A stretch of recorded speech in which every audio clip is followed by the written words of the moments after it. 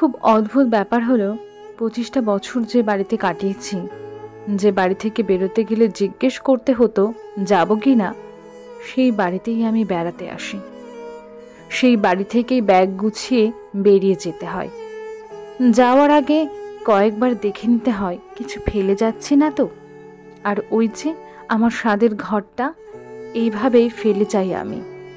এই ঘরের পর্দা, এই ঘরের বিছানা, আলমারি সব আমার খুব কাছে। এই ঘরে এলে আমি চেনা গন্ধ পাই। প্রতিটা কোণা আমার আহ্লাদে আটখানা হয়ে আছে।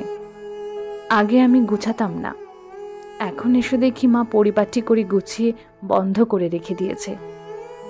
কত রাত জেগে কাটিয়েছি এই ঘরেই। বন্ধুদের সাথে কত গোপন আলোচনার সাক্ষী এই ঘর। আমার কত কান্না, কত অভিমান, রাগ দেখেছে এই ঘর। মন ভাঙার রাতে এই ঘরের জানালায় বসে আকাশ দেখেছি সারা রাত।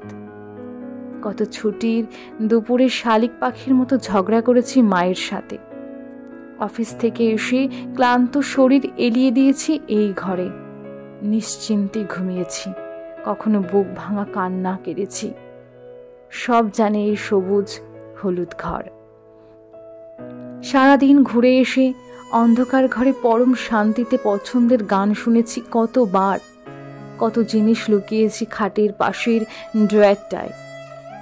ওই আলমারিটা অগোছালো করেছি শতবার, শুধু একটা জিন্স পাচ্ছিলাম না তাই। আবার একদিকে শাড়ি, একদিকে সালোয়ার, একদিকে কুর্তা পাট করে সাজিয়েছি। অবাক কাণ্ড হলো বিছানায় রাখা ওই যে দুটো ব্যাগ, এখন ওই ব্যাগেই জামা কাপড় আনি, ওইভাবেই নিয়ে যাই। ভাবি 2-4 দিন তো থাকবো, আর আলমারিতে রাখবো না, ব্যাগেই থাক। ব্যাস, আলমারিটা আর খোলা হয় না। সাজার জিনিস, কানের দুলের রঙিন বাক্স সবই পড়ে থাকে। একটু হাত দিয়েই দেখি, মাকে জিজ্ঞেস করি, এটা কবে কিনলে, ওইটা কবে আনলে, এই চাদরটা কি নতুন? যখন যাওয়ার সময় বর নিতে আসে হাসি মুখে আর বলে, কতদিন পর আসবি। আমি চুপচাপ ব্যাগ নিয়ে বাইকে উঠে বসে জবাব দেওয়ার মতো কিছুই থাকে না। হ্যাঁ, আমিও জানি ওই বাড়িতে আমার একটা ঘর আছে, মা বাবা আছে, সবাই আমার জন্য অপেক্ষা করছে ও বাড়িতে। তাও এই ঘরের মায়া কাটে না।